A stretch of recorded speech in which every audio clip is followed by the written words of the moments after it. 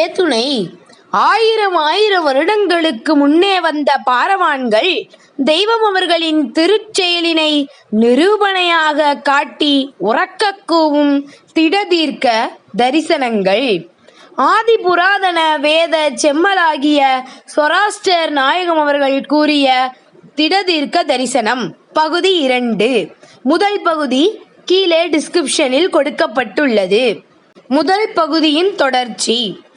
யதார்த்த நீதி வாளானது வஞ்சகத்தை பிளந்து வெற்றி காணுகின்றது கூறுவாம். இந்த உலகத்திலுள்ள மனித கோலமானது வஞ்சகத்திலிருந்து ஒரு நெறி நீதியின் எல்லைக்கு கொண்டு வர செய்யப் பெறுவதே தீர்ப்பாகும்.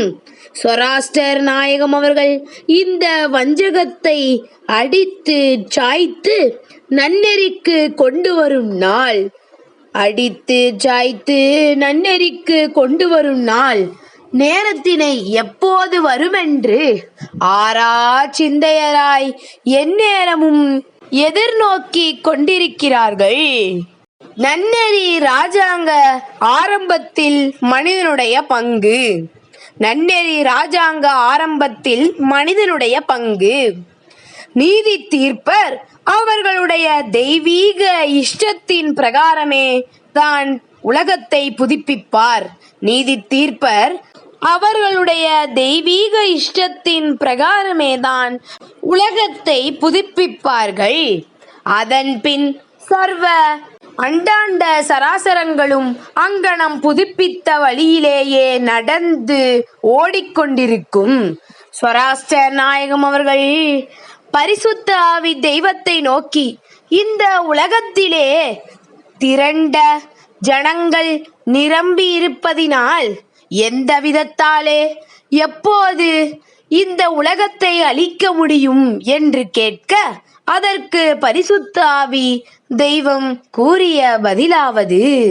சொராஸ்டர் நாயகம் அவர்கள் பரிசுத்த ஆவி தெய்வத்தை நோக்கி, இந்த உலகத்திலே திரண்ட ஜனங்கள் நிரம்பி இருப்பதினாலே எந்த விதத்தாலே எப்போது இந்த உலகத்தை அழிக்க முடியும் என்று கேட்டபோது, அதற்கு பரிசுத்த ஆவி தெய்வம் கூறிய பதிலாவது.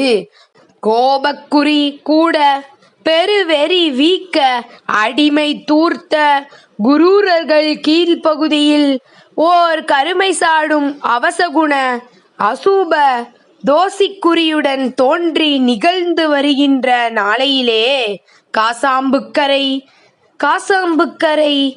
ஏரி பிரதேசத்தில் ஏரிக்குல காட்டில் குஷிஷ்டார்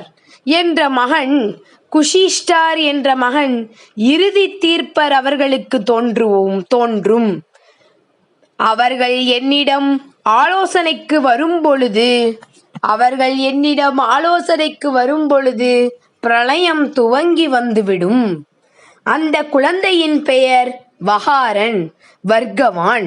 வினா: புதுப்பிக்க வேண்டிய வேலைகளை யார் செய்வார்கள், எவ்வாறு செய்வார்கள்?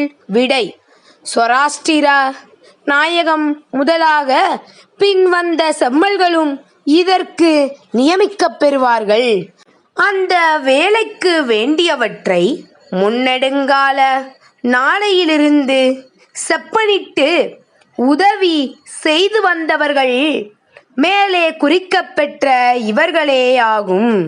மேலும் புதுப்பிக்கின்ற வேலை நெருங்கி வந்திடுமென்று முன்னரே கெரிசாஸ் முதலிய பெரிய வல்லமையுடைய செயலாளர்கள் அநேகர் இந்த உலகத்தை புதுப்பிக்கின்ற செயலுக்கு முன்னெடுங்கால நாளையிலே துவங்கி தோன்றி ஒத்தாசை புரிந்து வந்தார்கள். அடுத்த பகுதியில் சொராஸ்டர் நாயகம் அவர்கள் பரிசுத்த ஆவி தெய்வமாகிய அகூர் மஸ்தாவை நோக்கி கேட்டு அறிந்து கொண்ட தீர்க்க தரிசன பகுதி தொடரும்.